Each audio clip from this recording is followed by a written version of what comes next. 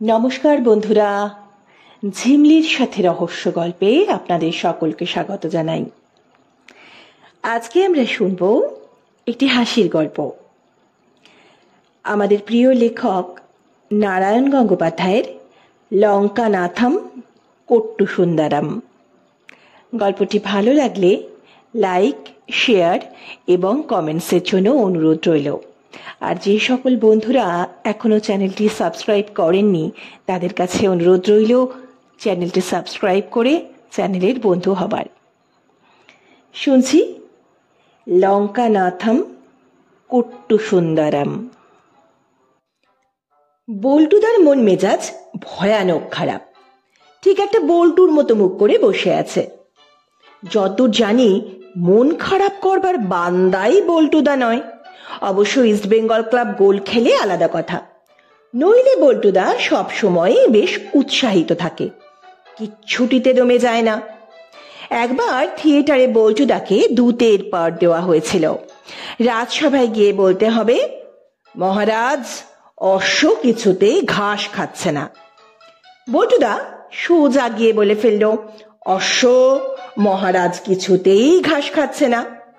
লোকে হৈ হৈ করে উঠল। বল্টুদা খেপে গেল। স্টেজের সামনে গিয়ে চিৎকার করে বলতে লাগলো, বলেছি বেশ করেছি, আরো 100 বার বলবো, অশ্ব মহারাজ কিছুতেই ঘাস খাচ্ছে না, অশ্ব মহারাজ কিছুতেই। 12-15 বলার পরে সবাই মিলে বল্টুদাকে ভেতরে টেনে এনে ড্রপ ফেলতে হলো। এ হেন দুর্দম বল্টুদা হঠাৎ নাকমুখ অমন বিচ্ছিরি করে নিম গাছ তলায় বসে আছে কেন জানবার জন্য ভীষণ কৌতূহল হলো আমার। টিপি টিপি এগোচ্ছি, হঠাৎ কোত্থেকে পাঁচু গোপালের ক্ষেমংকরী পিসিমা এসে হাজির। এসে বেশ মিহি গলায় ডাকলেন, বাবা ঘোলটু। ঘোলটু বলবার একটু ইতিহাস আছে। ক্ষেমংকরী পিসিমার কোন মাস শ্বশুরের মামাতো ভাইয়ের নামও নাকি বল্টু, তাই পিসিমা ও নামে ডাকতে পারেন না। শ্বশুরের নাম ধরতে নেই কি না, সেই জন্যে বরাবর ঘোলটুই বলে আসছেন। আজ কি যে হলো, ডাক শোনা মাত্র কোলা ব্যাঙের মতো 4 পা তুলে লাফিয়ে উঠল বল্টুদা। দাঁত মুখ খিঁচিয়ে বলল, ঘোলটু? আমার নাম ঘোলটু নাকি? আমি ঘোল খাই নাকি? আমার কি ন্যাড়া মাথা আছে যেখানে সবাই ঘোল ঢালে? নাম খারাপ করবেন না, এই বলে দিলুম। শুনে ক্ষেমংকরী পিসিমা প্রথমে চোখ গোল করলেন, তারপরে গালে হাত দিয়ে ঘাড় বাঁকিয়ে কাকের মতো হাঁ করে কিছুক্ষণ তাকিয়ে রইলেন। তারপরে বললেন, ও মা গো, 3 দিনের এড়ে এলো সিং নেড়ে, খুব যে ন্যাজ বেরিয়েছে দেখছি। খামোকা হনুমানের মতো না পাচ্ছিস, খেলে কচু পোড়া। বলে ক্ষেমংকরী পিসিমা খুব কায়দা করে নাক বাঁকিয়ে চলে গেলেন। তারপর আমি এগিয়ে এলাম গুটি গুটি। দেখলে বল্টুদা কিরকম গাল দিলে তোমাকে? প্রথমে বললে শিংওয়ালা এড়ে, তারপর বললে ল্যাজওয়ালা হনুমান, তারপর বললে কচু পোড়া খা। বল্টুদা এবার হাঁড়লের মতো মুখ করে বলে, বলুক, নিজেই কচু পোড়া খাগে। তোমায় কিন্তু বিকেলে আম কাঁঠাল খাওয়ার নেমন্তন্ন করতে এসেছিল, আমাকেও বলেছে। আসল খবরটা আমি এইবারে ফাঁস করলুম। হ্যাঁ তাই নাকি? বল্টুদা ধপাত করে আবার নিম গাছের গোড়ায় বসে পড়ল। তা আগে বললিনি কেন? এতক্ষণ দাঁড়িয়ে মজা দেখছিলি না? বলবার চান্স তুমি দিলে কোথায়? তার আগেই তো তেরিয়া মেরিয়া হয়ে লাফিয়ে উঠলে। তাও বটে। বল্টুদা এমন একটা দীর্ঘশ্বাস ফেললে যে মনে হলো রীতিমতো সাইক্লোন বয়ে গেল। কি জানিস পেলা, দারুণ প্যাঁচে পড়ে গেছি। সেও ওই নামেরই ব্যাপার, প্রায় ঘোল খাইয়ে ছেড়ে দিলে। তাই তো ঘোলটু শুনে ওই রকম খেপে গেলুম। তুমিও কারুর নাম খারাপ করে দিয়েছ বুঝি? আমি ঘন হয়ে বল্টুদার পাশে বসলুম। আরে না না, বল্টুদা অন্যমনস্ক ভাবে একটা পাকা নিম ফল মুখে দিয়েই থুতু করে ফেলে দিলে। কি যাচ্ছে তাই ফল, রামো রামো, দেখতে ঠিক পাকা আঙুরটির মতো, মুখে দিলে নাড়ি উল্টে আসে। মরুকে, যে কথা বলছিলুম, নাম খারাপ করলেও বেশি গোলমাল একটু আধটু হয়। রাঙাদির বড় মেয়ে দিল্লিতে জন্মেছে, রাঙাদি আদর করে নাম রেখেছে কুমারী রাজধানী চক্রবর্তী। আমি ভুল করে রাজধানীকে যেই দাঁতখানি বলে ডেকেছি, অমনি মেয়েটা ফ্যাঁচ ফ্যাঁচ করে কান্না জুড়লো, আর রাঙাদির সে কি বকুনি। তা সেসব তুচ্ছ কথা। সত্যি পেলা, আমি দারুণ প্যাঁচে পড়ে গেছি এবার। কি প্যাঁচ শুনি? বল্টুদা আর একটা নিম ফল তুলে প্রায় মুখে দিতে যাচ্ছিল, আমি হা হা করে উঠতে ফেলে দিলে। বললে, ধুত, দেখতে পাকা আঙুরের মতো, আর খেলেই মরুগে।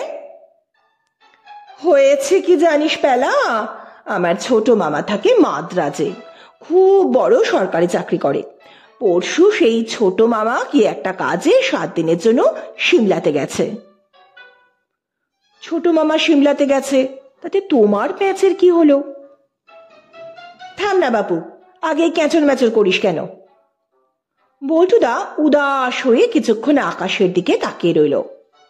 আমি ব্যস্ত হয়ে বললুম, ঘুড়ি কেটেছে নাকি বল্টুদা? বল্টুদা চটে গিয়ে বলল, ঘুড়ি ঘুড়ি, দিনরাত ঘুড়ি ঘুড়ি করে গেলি, ইচ্ছে করে তোর পিঠে সুতো বেঁধে তোকেই আকাশে উড়িয়ে দি। হচ্ছিল একটা দরকারি কথা। তা দরকারি কথাটা ঝাঁ করে বললেই তো হয়। বল্টুদা দাঁত খিচিয়ে বললে, বলতে দিচ্ছিস কোথায়? তুইও তো ছোট মামার বাঁদরটার মতো আমার হাড় জ্বালাচ্ছিস। ছোট মামার বাঁদর? হ্যাঁ রে হ্যাঁ, সেই কথাই তো বলছি। ছোট মামার একটা শখের বাঁদর আছে, সেটা হাসে, কাঁদে, নাচে, আবার কিচিরমিচির করে গানও গায়। ছোট মামা সিমলা যাওয়ার সময় সেটাকে রেখে গেছে আমাদের বাড়িতে। বলেছে আদর করে নাম ধরে ডাকলেই বাঁদর এসে পায়ের কাছে লুটিয়ে পড়বে, তারপর যা বলবি তাই করবে। ঘুরে ঘুরে হুলা হুলা নাচ নাচবে, ট্যাঙ্গো ট্যাঙ্গো বলে গান গাইবে। আমি দারুণ আশ্চর্য হয়ে গেলুম। বাঁদর তো কিচ কিচ করে, ট্যাঙ্গো ট্যাঙ্গো বলতে পারে নাকি? সত্যি বলছো? সত্যি মিথ্যে জানবো কি করে? ছোট মামা তো এই কথা বলে তক্ষুনি দমদম থেকে প্লেনে চেপে হাওয়া। এদিকে বাঁদরটা সেই থেকে ছুঁচোর মতো মুখ করে বসে আছে, তো বসেই আছে, খাচ্ছে না, দাচ্ছে না, কথাটিও বলছে না, থেকে থেকে গা চুল করছে আর পটাপট উকুন মারছে কেবল। নাম ধরে ডেকেই দেখো না কি বলে। আমি চেঁচিয়ে উঠবার আগেই বল্টুদা একটা নিম ফল মুখে পুড়ে দিল, তারপর থুতু করে সেটাকে ফেলে দিয়ে আরো জোরে চেঁচিয়ে উঠল, ধুত্তর নাম, ওই নাম নিয়েই তো যত ঝামেলা। ছোট মামা সব বলে গেল, কেবল নামটাই বলতে খেয়াল হয়নি। এখন বাঁদর ঠায় উপোস করে বসে আছে। কলা দিয়েছি, মূলো দিয়েছি, জিলিপি দিয়েছি, বললে বিশ্বাস করবি নে, আলুর চপ পর্যন্ত দিয়েছি। বল্টুদার জিভে জল এসে গেল। কি দারুণ মনের জোর দেখ, আলুর চপ পর্যন্ত খেলে না। ওই কটা পুঁচকে উকুন খেয়ে কদিনেই বা বাঁচবে বল দেখি, স্রেফ উপোস করেই মারা যাবে। আমি নাক মুচকে বললুম, ছ, বাঁদরের নামের জন্য আবার ভাব না, ওর নাম আবার কি হতে পারে? রাম, শ্যাম, যদু, মধু, কিংবা লম্বকর্ণ, কিংবা দধিমুখ, কিংবা জয়দ্রথ, কিংবা মলয় হিল্লোল। বল্টুদা বিচ্ছিরি দাঁত খিচিয়ে বলল, কিংবা পটল ডাঙার পেলারাম, কিংবা শিঙি মাছের ঝোল, কিংবা পালাঝড়ের পিলে। থাম, আর বকিসনি। কোনো নাম ধরে ডাকতে বাকি রেখেছি? শেষকালে বাংলা ডিকশনারি খুলে অজগর থেকে বাঁশবন মানে অ থেকে চন্দ্রবিন্দু পর্যন্ত সমানে আউড়ে গেছি। কিচ্ছুটিতে সাড়া দিলে না। তাহলে হয়তো বাদরটার ইংরেজি নাম থাকতে পারে, জ্যাক কিংবা জিন, নইলে ক্যাটাফ্লিজম, নয় তো হাইপোডার্মিক সিরিঞ্জ, নয় তো কনস্টারনেশন। বল্টুদা দু হাতে কান চেপে ধরল। উহ, এ যেন কানের কাছে কামান ছুড়ছে। তবু যদি ইংরেজিতে 17.5 না পেতিস, বাহাদুরি ফলাতে হয় তো চল বাঁদরের কাছে, দেখি কেমন ওস্তাদ তুই। আমি তক্ষুনি রাজি হয়ে গেলুম। গিয়ে দেখি বাঁদরটার গলায় লম্বা শেকল বাঁধা, একটা জলচৌকির ওপর এমন কায়দা করে বসে আছে যে মনে হয় জ্যামিতির এক্সট্রা ভাবছে। তারপরই চিরবির করে সারা গা চুলকোতে লাগলো আর মুখটাকে চামচিকের মতো করে, আমি অবশ্য চামচিকের মুখ কখনো দেখিনি, খ্যাক খ্যাক করে উঠল। আমি বলতে যাচ্ছিলুম, বানরটার বোধহয় খুব চুলকোনা হয়েছে, ওকে কার্বলিক সাবান মাখানো দরকার। এমন সময় কোত্থেকে বল্টুদার বোন ঘুন্টি এসে হাজির। এসেই বাদরের সামনে বসে পড়ে চিৎকার করে গান জুড়ে দিল, জলে হরি, স্থলে হরি, চন্দ্রে হরি, সূর্যে হরি। কিন্তু গানের সুরে বাঁদরের মন খুশি হলো না। ইকলুস পিকলুস ইচাং ইচাং বলে সে এমন একটা লাফ মারলো যে শিকলে বাঁধা না থাকলে ঠিক ঘুঁটির ঘাড়ে গিয়ে পড়তো। চ্যাঁ ভ্যাঁ করতে করতে ঘুঁটি সোজা ঘরের ভিতর ছুটে পালালো।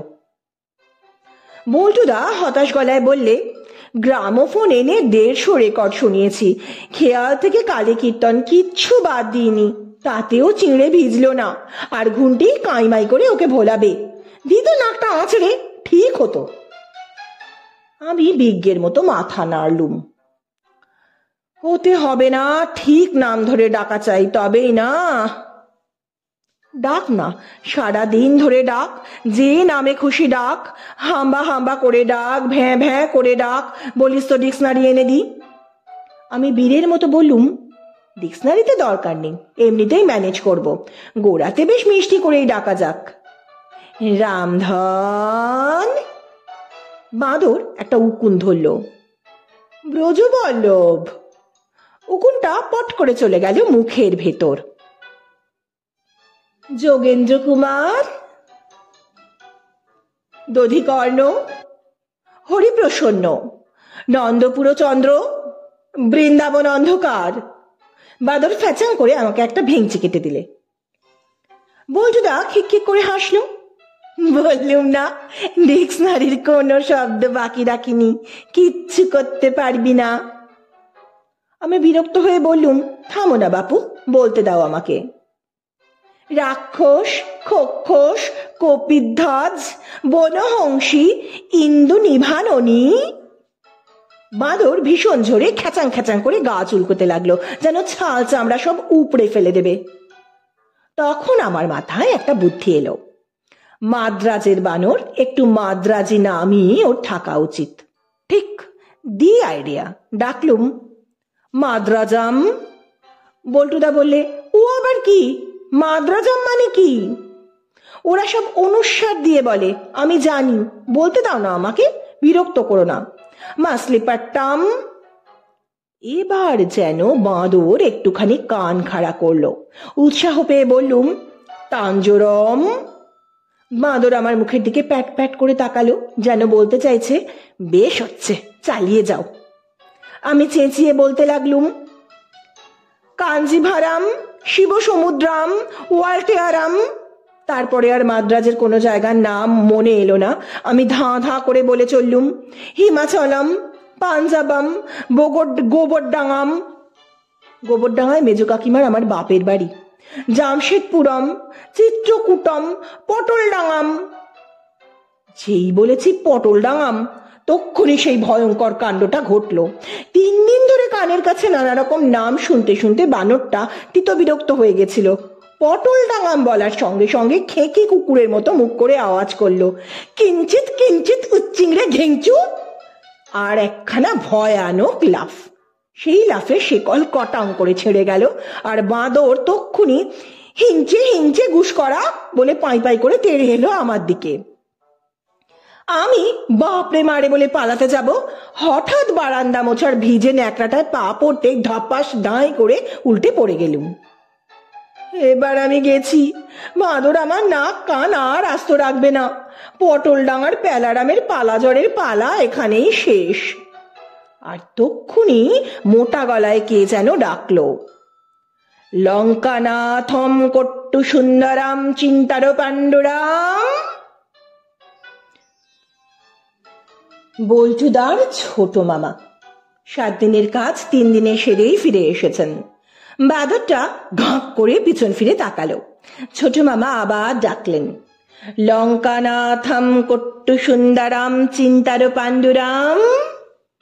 মাটিতে চিত হয়ে পড়ে থেকেই আমি জুলজুল করে চেয়ে দেখলুম বানরটা ট্যাঙো ট্যাঙো বলে গান ধরেছে আর দুহাত আকাশে তুলে হুলা হুলা নাচ শুরু করে দিয়েছে।